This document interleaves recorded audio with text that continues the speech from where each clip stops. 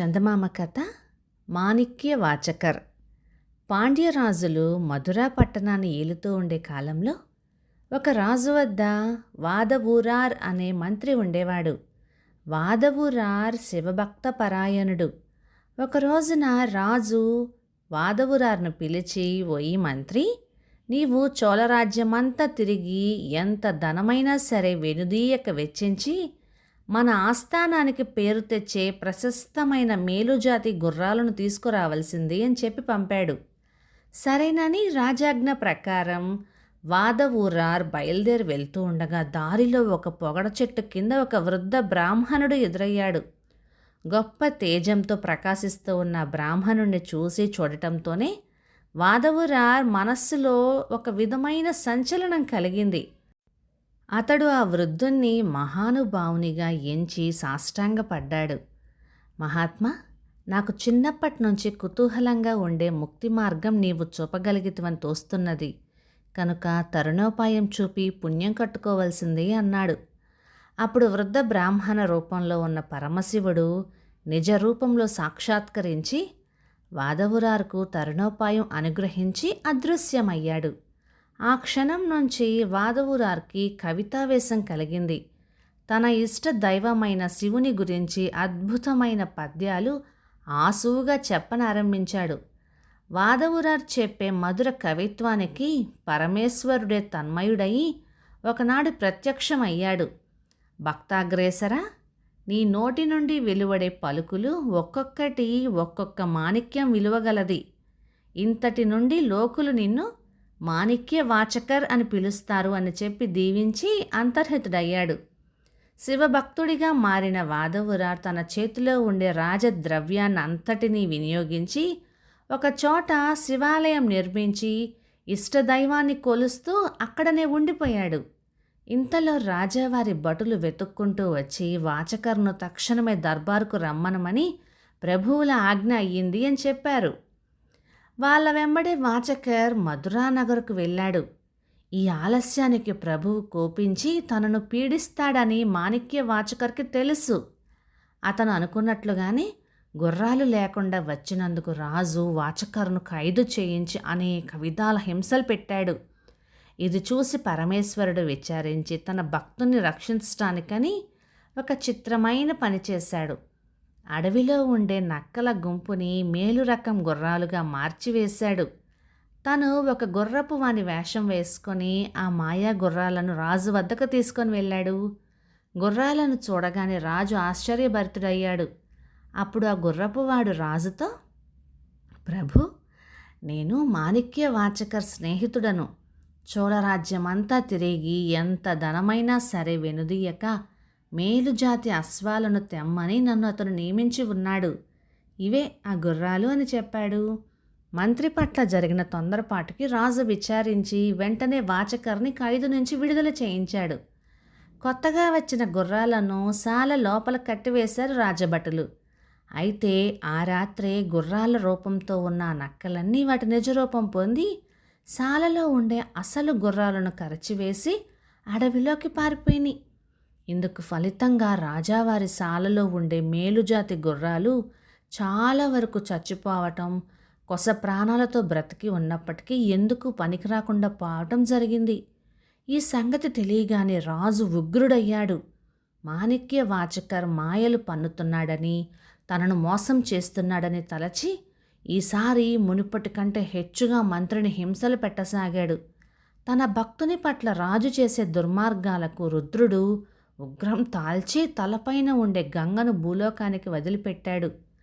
వైగా నది ఆకస్మికంగా పొంగిపోయింది. మధురా పట్టణం తుడిచిపెట్టుకుపోతుందా అని రాజుకి భయం పట్టుకుంది. ఆ ఆపద సమయంలో చేసేదేముంది? జనులంతా మట్టి తవ్విపోసి నగరు పక్కగా ప్రవహించే వైగా నది గట్టుని దిటపరచడానికని ఆజ్ఞాపన చేశాడు. ఊళ్ళో చిన్న పెద్ద అందరూ శ్రమపడి మట్టి తవ్విపోస్తూ ఉన్నారు. అయితే ఒక ముసలిది మాత్రం వృద్ధాప్యం వల్ల రాజాజ్ఞను నెరవేర్చలేక విచారిస్తూ కూర్చుంది. అప్పుడు కూలీ చేసే ఒక చిన్న బాలుడు అక్కడికి వచ్చాడు. వచ్చి ఆ ముసలిదానితో, అవ్వా, రాజు ఏం చేసి పోతాడో అని నువ్వేమీ దిగులు పడకు. నువ్వు చేయవలసిన పని కూడా నేను చేసి పెడతాలే అని ధైర్యం చెప్పాడు. బాలుని మాటలు వినగానే ఆమెకు ప్రాణం లేచి వచ్చి ఎంతో సంతోషించింది. కానీ ముసలి దాన్ని వెంట పెట్టుకొని ఆ బాలుడు నది పక్కకు వచ్చిన తర్వాత పని పాటలు చేయలేదు సరికదా, ముసలిది మూటకట్టు తెచ్చుకున్న రొట్టెలు తీసి ముక్కలు ముక్కలుగా కొరికి తింటూ తక్కిన పిల్లలతో ఆటలాడుకోసాగాడు. ఊరందరూ కష్టపడి నగరం రక్షించుకుంటూ ఉంటే ఇటువంటి ఆపద సమయంలో ఈ కొంటెవాడు నిశ్చింతగా ఆటలాడుకుంటూ కూర్చుంటాడా అని కోపం వచ్చి రాజు తన చేతనున్న బెత్తంతో వాడి వీపు మీద చుర్రుమని ఒక్క దెబ్బ వేశాడు. చిత్రమేంటో కానీ రాజు వేసిన ఆ దెబ్బకు అక్కడ ఉండే అందరి వీపులు చుర్రుమన్నాయి. అందరి వీపుల మీద ఆనవాలు పడింది. ఎవరి మట్టుకు వారే వీపులు తడిమి చూసుకోసాగారు. అందరితో పాటు రాజు వీపు మీద కూడా దెబ్బ తగిలింది. రాజు వీపు పైన ముద్ర పడింది. ఎప్పుడైతే వీపు మీద చుర్రుమన్నదో ఆ క్షణమందే రాజుకి జ్ఞానోదయం అయింది. ఆ కుర్రవాడు పరమేశ్వరుడే అని తెలుసుకొని తప్పు క్షమించి అనుగ్రహం చూపమంటూ రాజు బాలుణ్ణి ప్రార్థించాడు. కానీ అప్పటికప్పుడే బాలుడు అంతర్హితుడైపోయాడు. ఇందుకు తోడు అక్కడి ప్రజలంతా ఒక వింత విషయం చెప్పుకోసాగారు. ఎంతమంది యత్నించినా వైగా నది గట్టు కట్టుబడలేకపోయింది.